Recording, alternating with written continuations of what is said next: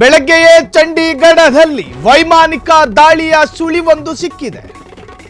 ಚಂಡೀಗಢದಲ್ಲಿ ಮೊಳಗಿದ air siren, ಯುದ್ಧದ siren ಮೊಳಗಿದೆ. ನಿವಾಸಿಗಳು ಮನೆ ಬಿಟ್ಟು ಹೊರಬರದಂತೆ ಖಡಕ್ ಸೂಚನೆ ಕೊಡಲಾಗಿದೆ.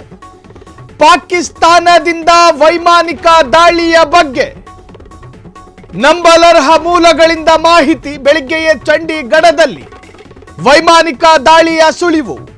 ಚಂಡೀಗಢದಲ್ಲಿ ಮೊಳಗಿದ ಏರ್ ಸೈರನ್. ನಿನ್ನೆ ರಾತ್ರಿಯಿಂದಲೇ ಎಲ್ಲದಕ್ಕೂ ಸಿದ್ಧವಾಗಿ ನಿಂತಿದೆ ಭಾರತೀಯ ಸೇನೆ. ಎಲ್ಲ ತರಹದಲ್ಲೂ ಭೂ ವಾಯು ನೌಕಾ ಪಡೆಗಳು ನಿದ್ದೆಗೆಟ್ಟು ಪಾಕಿಸ್ತಾನಕ್ಕೆ ಬುದ್ಧಿ ಕಲಿಸಲು ಟೊಂಕ ಕಟ್ಟಿ ನಿಂತಿದ್ದಾವೆ. ಇನ್ನು ಪಾಕಿಸ್ತಾನದ ಪ್ರಧಾನಿ ಅಳ್ಕಂಡು ಮನವಿ ಮಾಡಿಕೊಂಡ್ರೂ ಕೂಡ ಭಾರತ ಸುಮ್ಮನಿರುವ ಪ್ರಶ್ನೆಗಳಿಲ್ಲ. ಸುಮ್ಮನಿರುವಂತಹ ಪ್ರಶ್ನೆಗಳೇ ಇಲ್ಲ. 14 ದೇಶಗಳು ಭಾರತದ ಸಂಪರ್ಕಕ್ಕೆ ಬಂತು.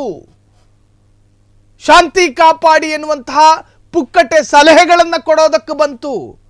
ನಾವು ಈವರೆಗೂ ಕಾಪಾಡಿಕೊಂಡ ಶಾಂತಿಗೆ ಭಂಗ ಆಗಿದೆಯಲ್ಲ, ಇದಕ್ಕೆ ಯಾರು ಉತ್ತರ ಕೊಡ್ತಾರೆ?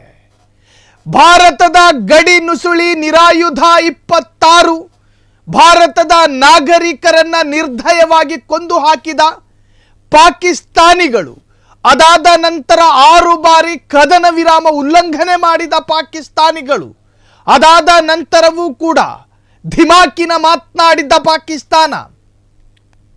ನಾವು ಸಿಂಧೂ ನದಿ ನೀರು ಬರದಿದ್ರೆ ಅದರಲ್ಲಿ ರಕ್ತ ಹರಿಸ್ತೀವಿ ಅಂದ ಪಾಕಿಸ್ತಾನ.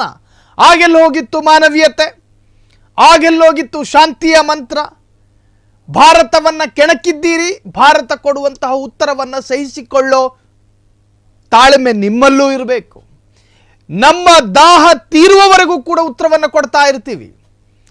ನಮ್ಮದು ಭತ್ತದ ದಾಹ ಅಲ್ಲ. ಪಾಕಿಸ್ತಾನದಂತೆ ಭತ್ತದ ದಾಹಕ್ಕೊಳಗಾಗಿಲ್ಲ ಭಾರತ. ನಾವು ಉತ್ತರವನ್ನು ಕೊಡ್ತಾ ಇದ್ದೀವಿ. ನಮ್ಮ ದಾಹ ಬತ್ತುವವರೆಗೂ ಕೂಡ ಅದನ್ನು ಸಹಿಸ್ಕೋಬೇಕು.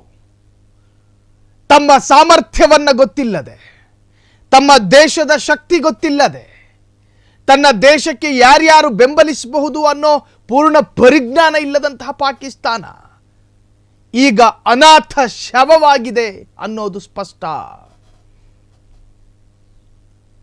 ಭಾರತ ಸಾಕಷ್ಟು ಬಾರಿ ಹ್ಯುಮ್ಯಾನಿಟಿಯ ಬೇಸ್ನಲ್ಲಿ ಒಂದು